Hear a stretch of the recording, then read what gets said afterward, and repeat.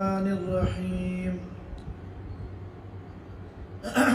الحمد لله نحمده ونستعينه ونستغفره ونؤمن به ونتوكل عليه ونعوذ بالله من شرور أنفسنا ومن سيئات أعمالنا.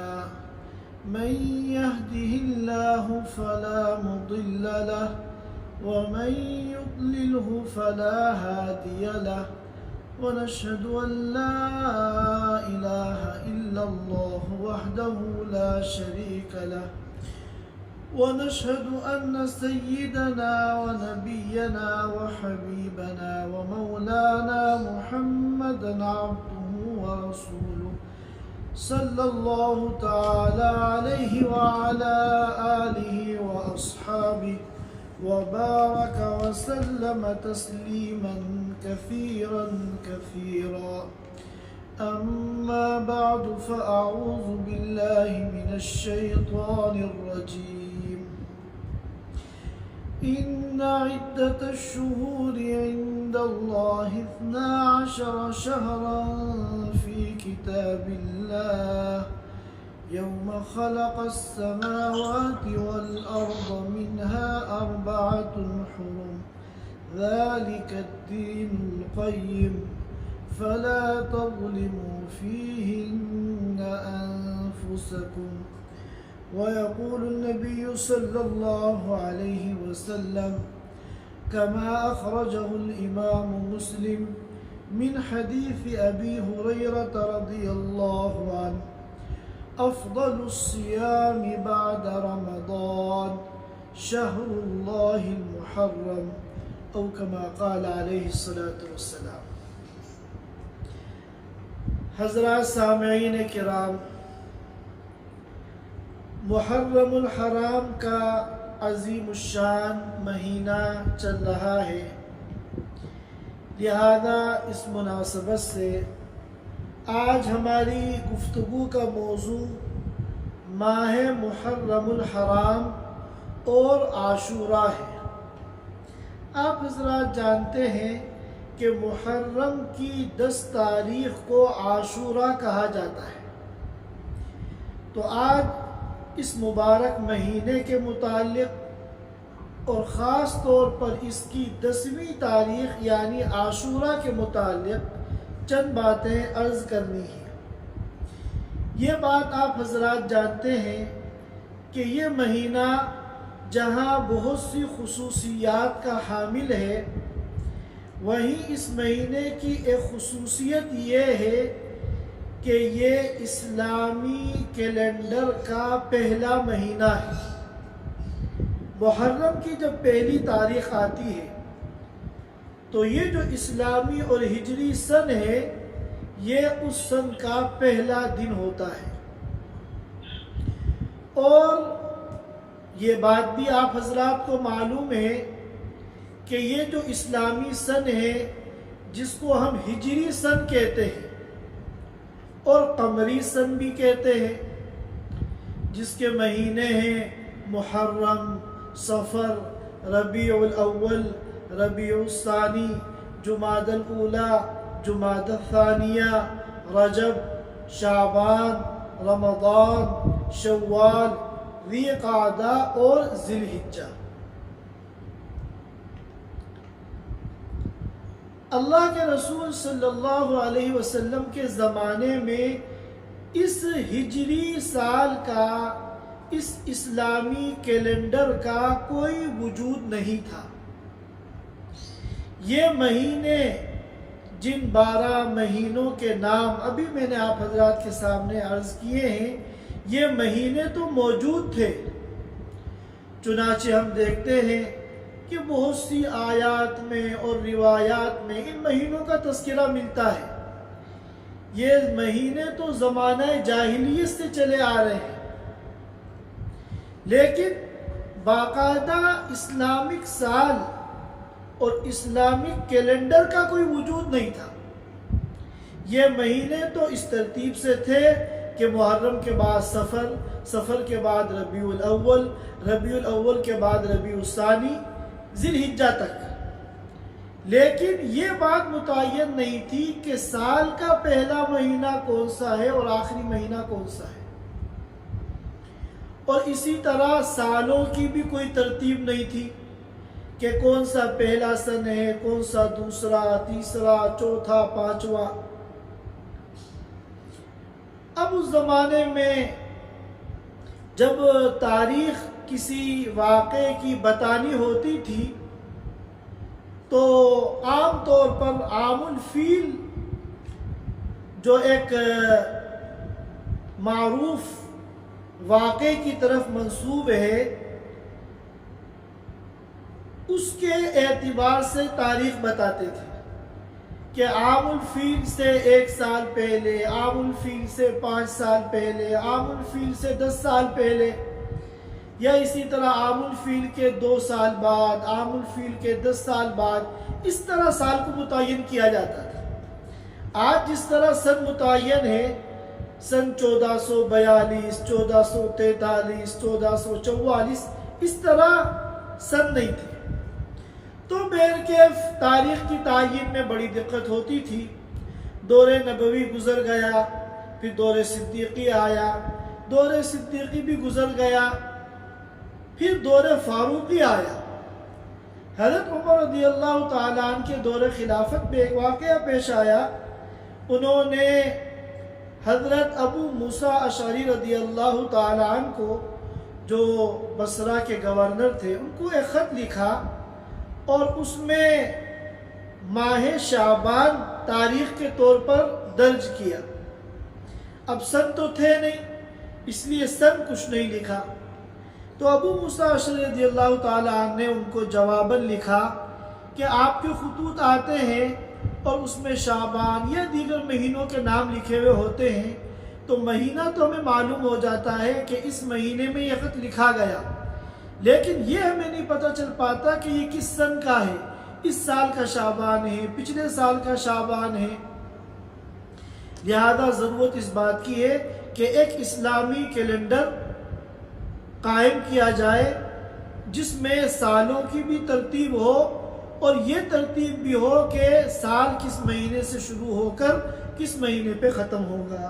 چنانچہ ابو موسیٰ اشعری رضی اللہ تعالیٰ عنہ کا یہ خط جب مدینہ منورہ پہنچا تو حضرت عمر رضی اللہ تعالیٰ عنہ کو ان کی یہ رائے پسند آئی اور انہوں نے صحابہ کرام کو جمع کیا مشورے کے لیے، تو تمام صحابہ نے اس رائے سے اتفاق کیا۔ چنانچہ پھر یہ دونوں باتیں اس مشورے میں طے کی گئی کہ جس سال میں اللہ کے رسول صلی اللہ علیہ وسلم نے مکہ مکرمہ سے مدینہ منورہ کی ہجرت کی تھی، وہ سال اسلامی کیلنڈر کا پہلا سال ہوگا، اور ان 12 مہینوں میں سے سال کی جو ابتدا ہوگی وہ ماہ محرم الحرام سے ہوگی۔ یہ واقعہ جو ہے سن 17 ہجری کا ہے، گویا کہ 16 ہجری تک کوئی سال جو ہے متعین نہیں تھا۔ سن 17 ہجری سے یہ سال اور اسلامی کیلنڈر وجود میں آیا۔ اس تاریخی حقیقت کو جاننے کے بعد اب ہم اس مہینے اور عاشورہ کے متعلق قرآن میں اور حدیث میں کیا باتیں کہی گئی ہیں اور اللہ اور اس کے رسول کے نزدیک ان مبارک ایام کا کیا مقام ہے، ہم ان باتوں کا مذاکرہ کر لیتے ہیں۔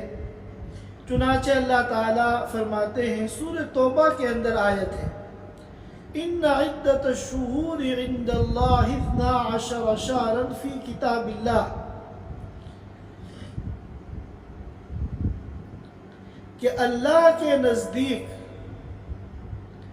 سال کے مہینوں کی تعداد 12 ہے۔ یوم خلق السماوات، اور یہ سال کے 12 مہینوں کی جو یہ تعداد ہے اور مہینوں کی جو یہ ترتیب ہے، یہ آج سے نہیں ہے، بلکہ یوم خلق السماوات، جس دن سے آسمان و زمین پیدا کیے گئے، جب سے سال کے یہ 12 مہینے موجود ہیں۔ پھر فرمایا کہ منہا اربعۃ حرم، سال کے ان 12 مہینوں میں سے 4 مہینے حرمت والے ہیں، یعنی برکت والے ہیں، فضیلت والے ہیں اور خصوصیت کے حامل ہیں۔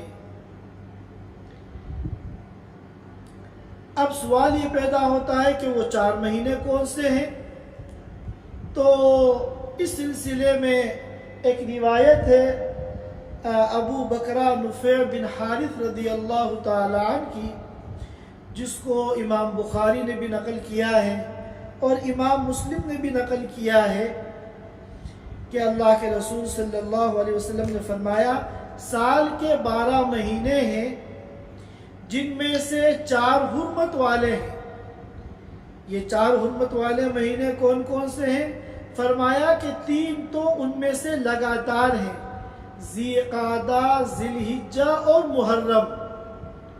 4 حرمت والے مہینوں میں سے یہ 3 مہینے تو کنٹینیو ہیں، لگاتار ہیں، ذی قعدہ، ذی الحجہ اور محرم۔ اور چوتھا مہینہ ہے رجب، الذی بین جمادی و رمضان، وہ رجب المرجب جو کہ جمادی ثانیہ اور شعبان کے درمیان والا مہینہ ہے۔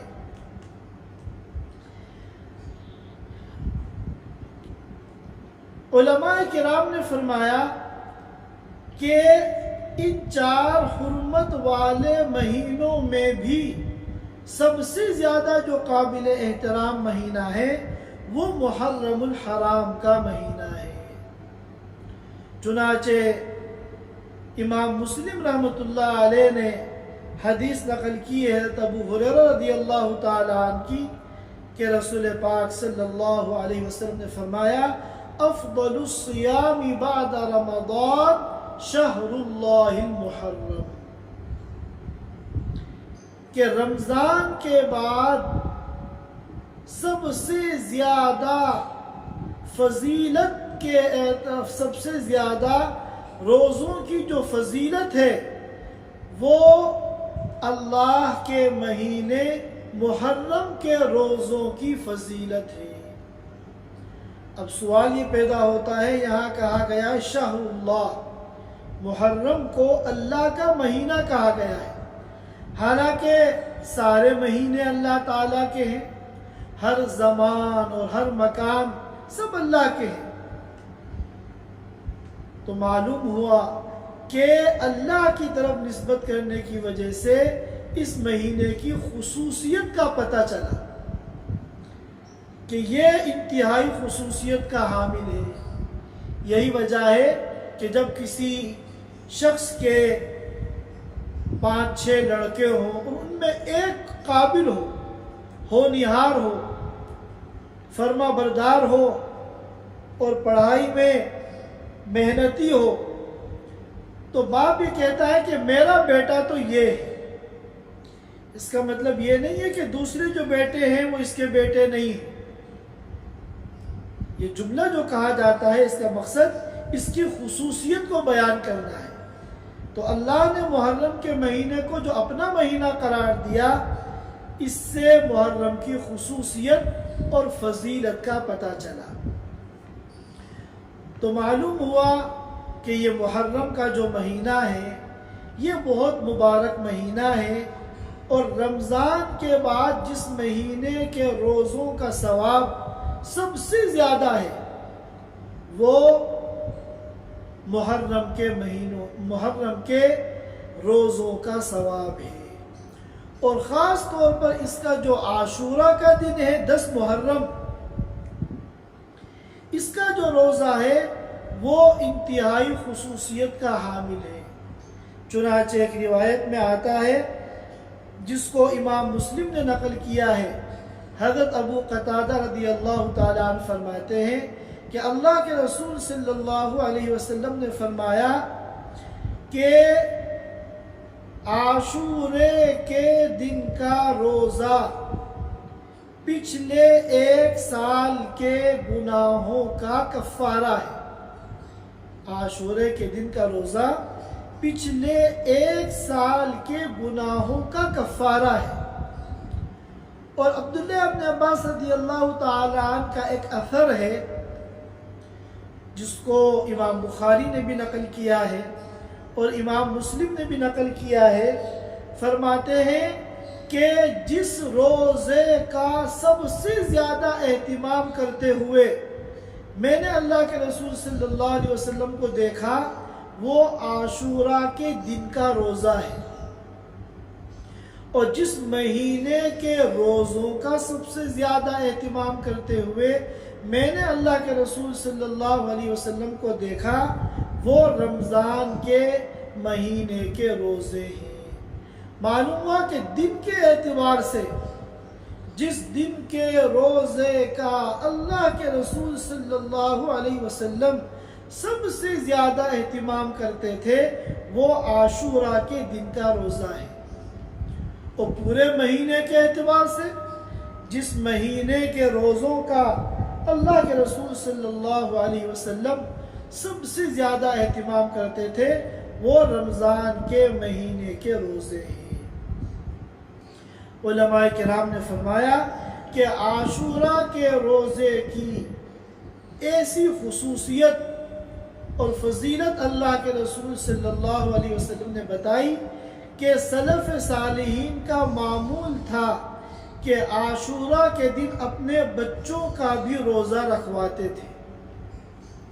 बड़े तो एहतिमाम करते ही थे लेकिन जो बच्चे हैं नाबालिग हैं अभी वो मुकल्लफ नहीं हुए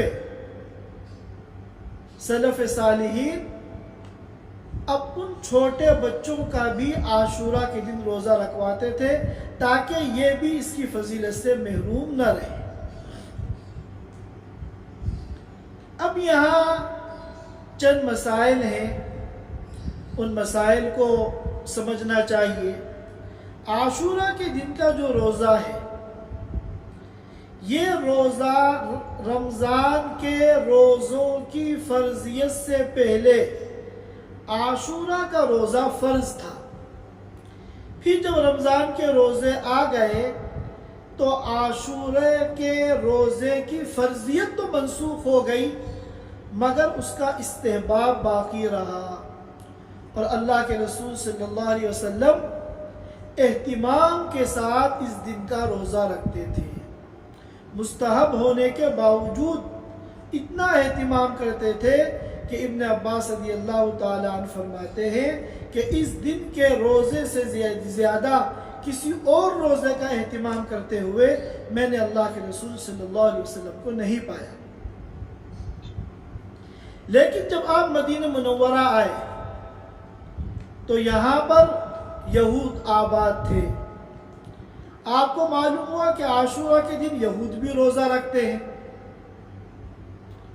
और जब तहकीक की गई तो पता चला यहूदियों ने यह बताया कि चूँकि आशूरा के दिन अल्लाह ताला ने हज़रत मूसा और उनकी कौम बनी इसराइल को फ़िरऔन और उसके लश्कर से नजात अता फरमाई थी। फ़िरऔन को और उसके लश्कर को बहरे कुलज़ुम में डुबोकर अल्लाह ताला ने हज़रत मूसा और बनी इसराइल को नजात अता फरमाई थी। लिहाजा शुक्राने के लिए इस दिन हम लोग रोज़ा रखते हैं। अल्लाह के रसूल सल्लल्लाहु अलैहि वसल्लम को जब ये बात मालूम हुई तो आपने फरमाया कि हज़रत मूसा की नजात पर यहूदियों से ज़्यादा खुश होने का हक हमें है और हमें उनसे ज़्यादा इस मौके पर शुक्र अदा करने का हक है। लिहाजा हम इस दिन का रोज़ा तो ज़रूर रखेंगे लेकिन हमें यहूद की मुखालफत भी करनी है। चुनाचे आपने फरमाया मुखालफत की शक्ल ये है कि हम सिर्फ एक आशूरा का रोज़ा नहीं रखेंगे बल्कि उसके साथ एक रोज़ा और मिला लेंगे।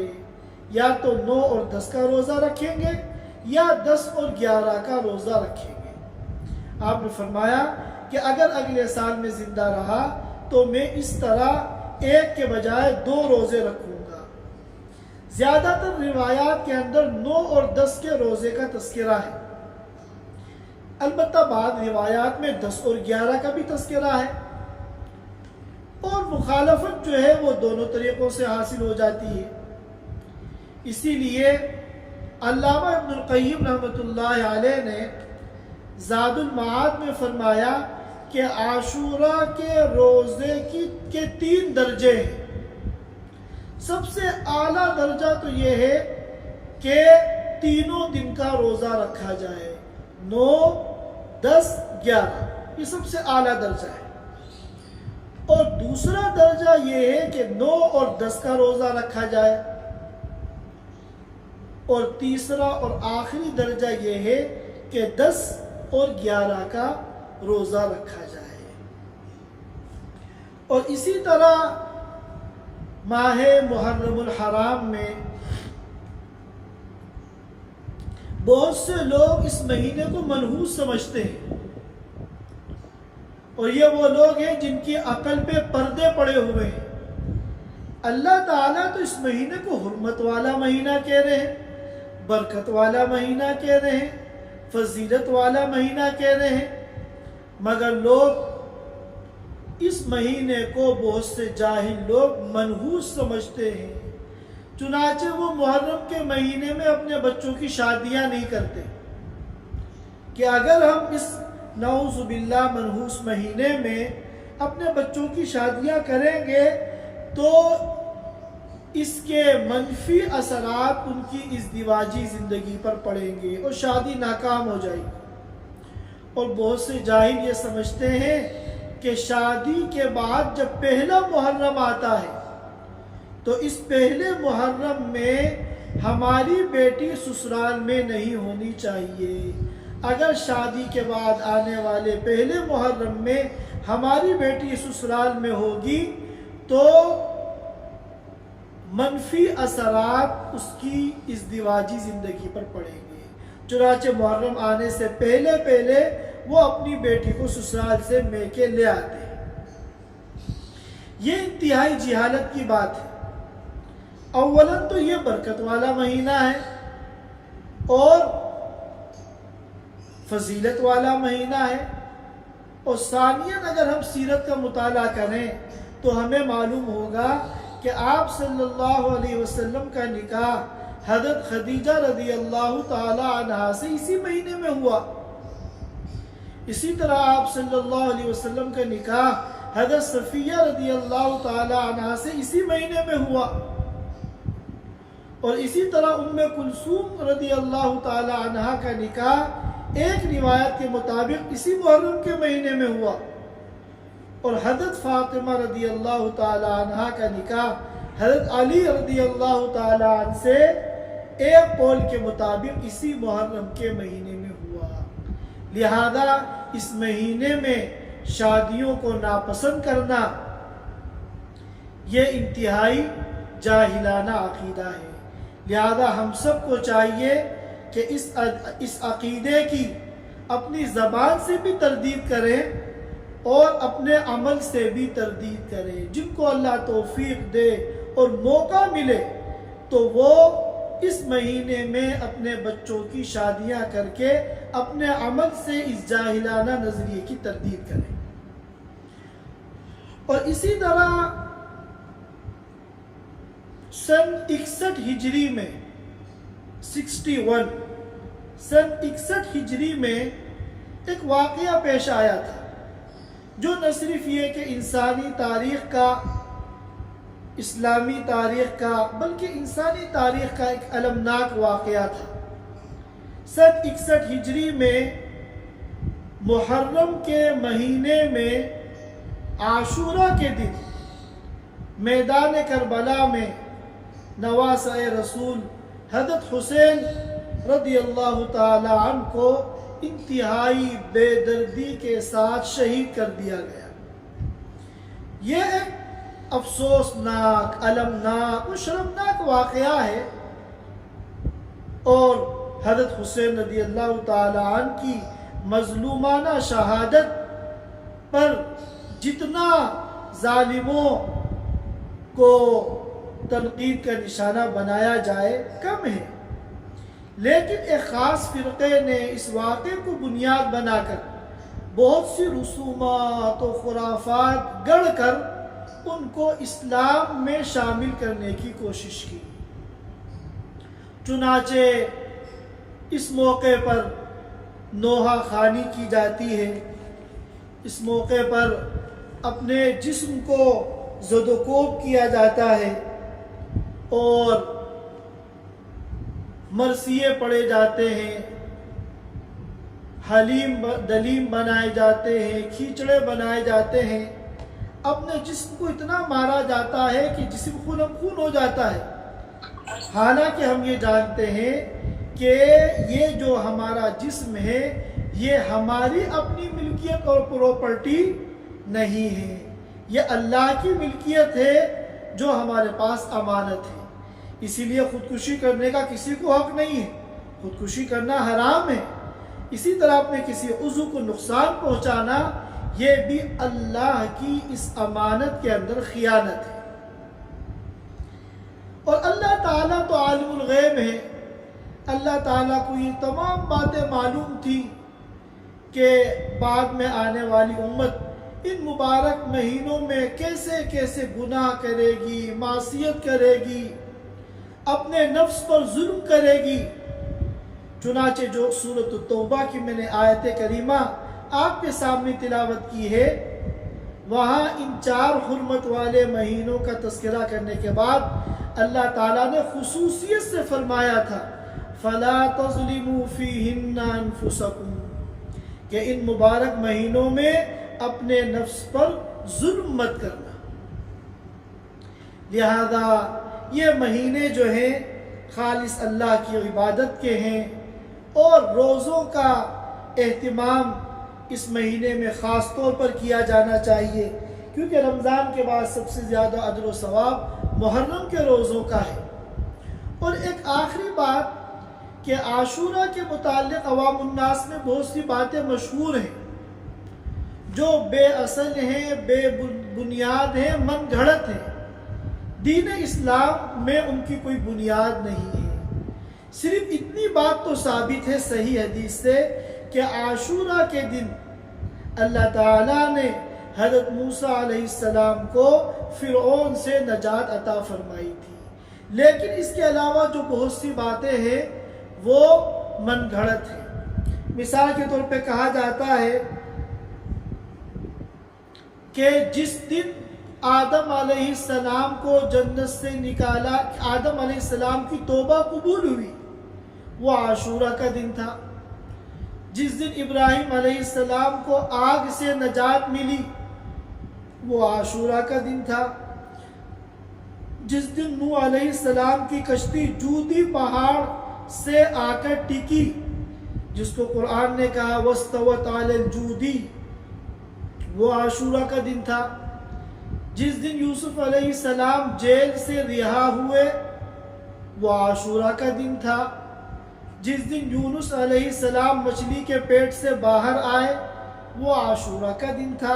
یہ تمام باتیں جو ہے واعظین نے، مقررین نے اپنی تقریر میں دلچسپیاں پیدا کرنے کے لیے بیان کی، اور عوام الناس ان باتوں کو اپنے دین کا حصہ سمجھنے لگے، حالانکہ دین میں اس کی کوئی بنیاد نہیں ہے۔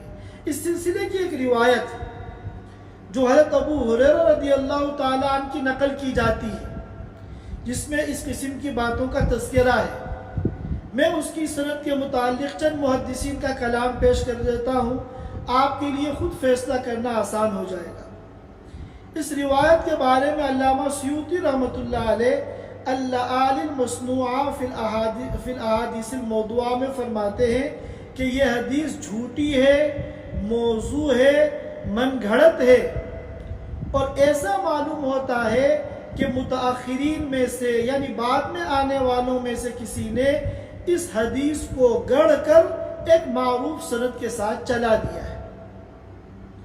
اور ابن عراق نے تنزیہ الشریعہ میں فرمایا کہ یہ حدیث جھوٹی ہے، موضوع ہے۔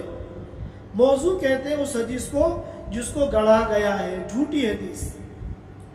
اور علامہ ابن الجوزی رحمۃ اللہ علیہ نے الموضوعات کے اندر اس حدیث کو موضوع قرار دیا اور اس کے بعد ایک جملہ ارشاد فرمایا. انہوں نے فرمایا ھذا حدیث لا یشک عاقل فی وضعہ، یہ ایک ایسی حدیث ہے کہ کوئی بھی عقل مند اس کے موضوع اور جھوٹا ہونے میں شک نہیں کرے گا.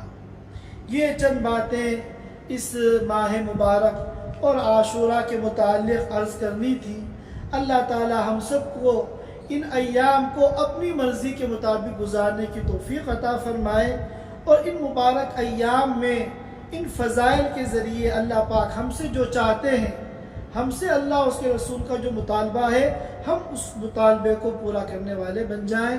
وآخر دعوانا الحمدللہ رب العالمین. Thanks for watching. Don't forget to like, comment, share and subscribe to Al Wahid channel.